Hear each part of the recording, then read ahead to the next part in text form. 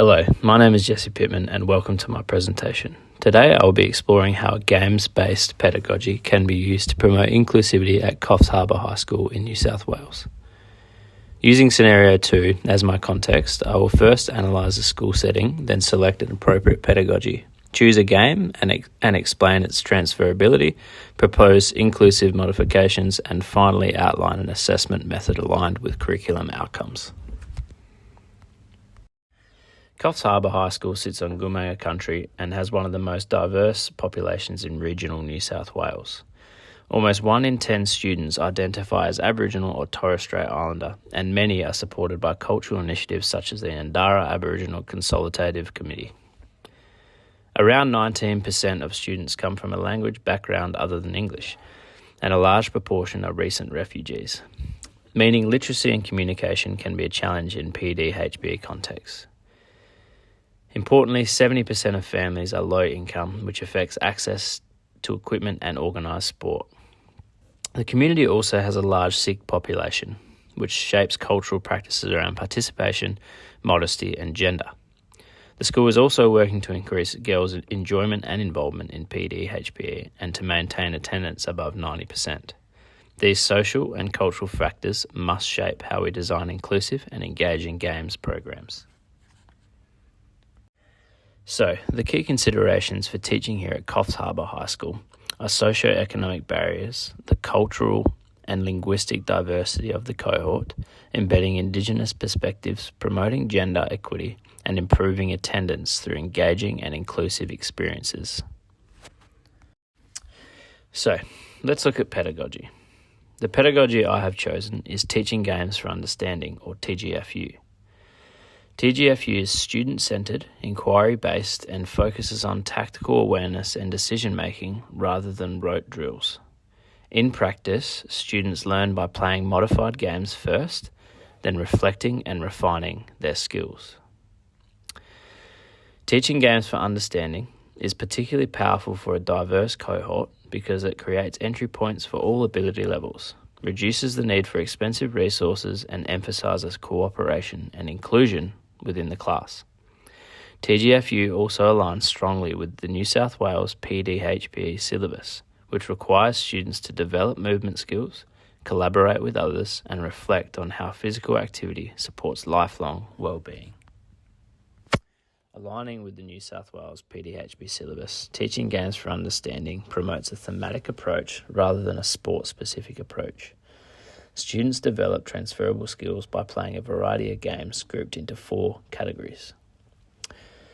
These include target games, which involves accuracy in propelling an object towards a target, for example, bowling, bocce or disc golf. Net/wall games, sending objects into space to make return difficult. This involves badminton, squash and volleyball. Striking and fielding games, striking an object into a space and preventing runs, cricket, softball, rounders, and zone games, controlling space, maintaining possession, and scoring points. Sports that are included in this category are basketball, football, and ultimate frisbee. The game I've chosen is Endball, which belongs to the Invasion Games category. The aim of the game is simple. Teams attempt to pass the ball down the field and into the hands of a teammate standing in the end zone. Endball develops essential invasion game skills like passing, moving into space, defending, and supporting teammates.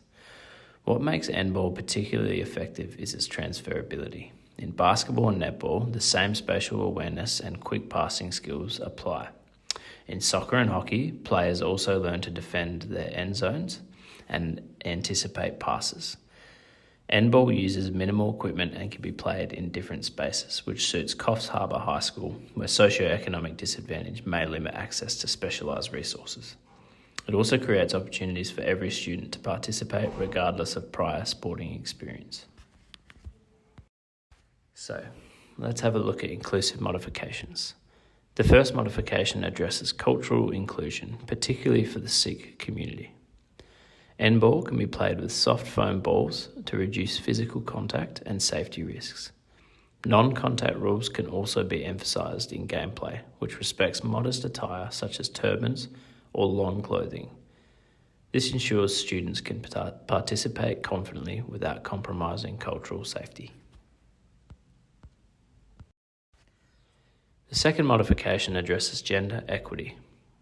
As we are aware, we know the school is working to increase participation of girls in PD/HPE context.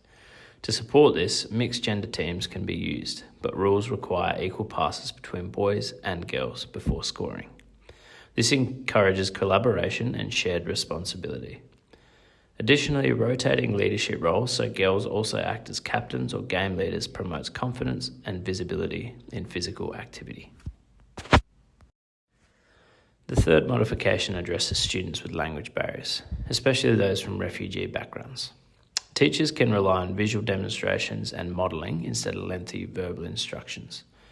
Modelling could include the teacher demonstrating the skill or specific skill or sport being learnt, or also having the students' peers come up to demonstrate. Peer mentors or bilingual students can also support communication within their group.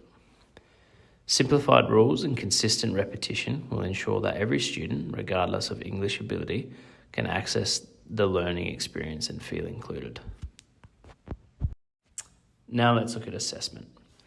For assessment, I propose the Game Performance Assessment Instrument, or GPAI. Unlike traditional checklists that focus purely on skill execution, GPAI measures how effectively students make decisions, support their teammates, and use tactics.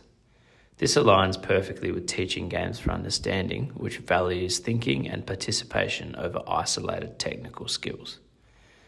GPAI also suits inclusivity because it allows for flexibility. Students can engage in peer or self-assessment using simple observation sheets, promoting reflection and agency. This also means that even students with limited English can still meaningfully assess and reflect using visual and non-verbal observation criteria.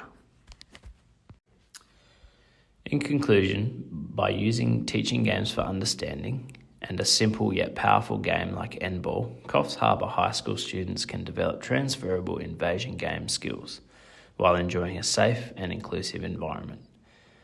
Modifications that address cultural practices, gender equity and language diversity ensure that every student feels welcome and capable. Finally, using a GPAI allows teachers to assess students fairly on their tactical understanding and teamwork rather than just their technical ability.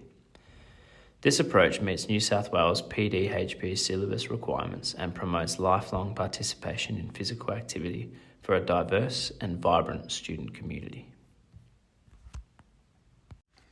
Thank you so much for watching.